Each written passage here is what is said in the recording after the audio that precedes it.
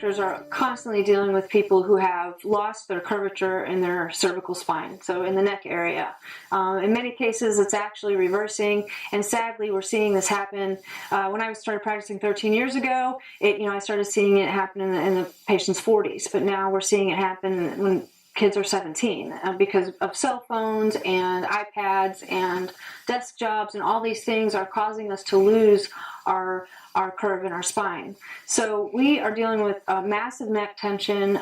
Pretty much every single patient I palpate has like rocks or softballs sitting on top of their shoulders. And in the stress of life, we tend to, not exhale, not relax, and we tend to tense up right up there in the neck area. So one of my favorite techniques is called little wings.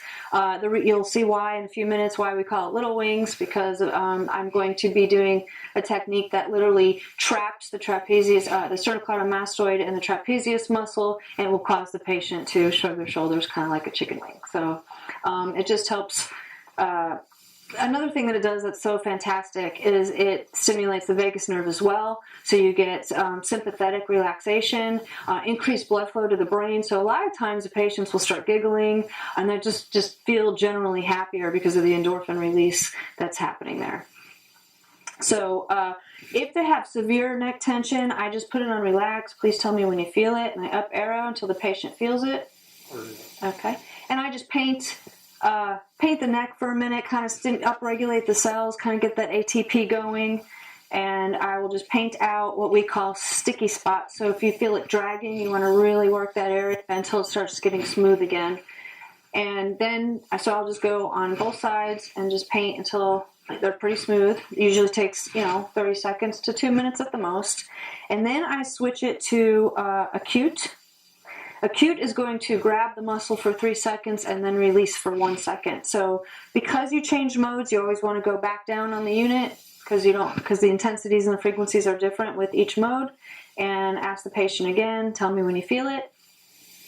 Can I go higher? Yeah. Okay. But you want to kind of go as much as the patient can tolerate. How's that? That's great. That's great.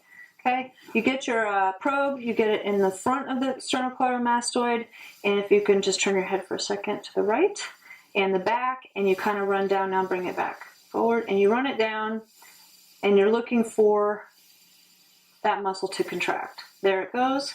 Now the patient's going to have some sort of involuntary movements, and this often makes them giggle and smile and feel funny, but and look funny. And I do this 5 times. And as a chiropractor, guys, you can feel, if you have it done to yourself, and your patients often tell you they can feel their muscles like kind of popping in there, and their bones actually, it's kind of a form of an adjustment. So that was 5 times the sternocleidomastoid. Then I get my probe, kind of turn your head to the right for me, and I get it behind the ear, and here I'm going to go down until I hit part of that upper trapezius muscle. There it goes. You see just a little bit of tension there, contraction, I should say, of the muscle. And I do that 5 times.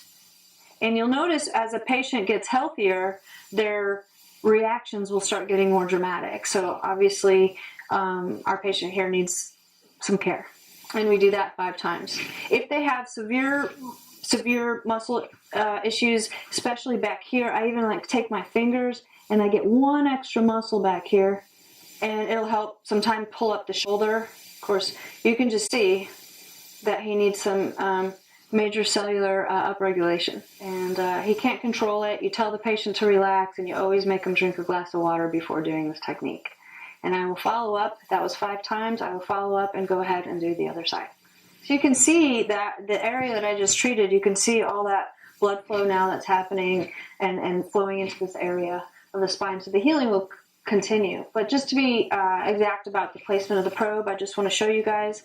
I placed it just under the ear here, in front and behind the sternocleidomastoid, and you just go down until you start seeing little contractions. Sometimes there'll be big contractions, but in the beginning when you're working with new patients, it might not be so big because we have a lot of tension that we need to clear. The second placement is going to be just behind the ear. I put that probe there, and I'm going down the upper trapezius muscle here until I get a contraction. It's usually right around this point. And then I like to take it one step further and kind of grab this muscle right in here. And I'll take my probe and I'll kind of try to get that muscle in between until you start seeing contraction. And there you can really get a nice big shoulder response where the shoulder will really come up once the patient starts having more energy to the area and more energy to the cells and creating more ATP production.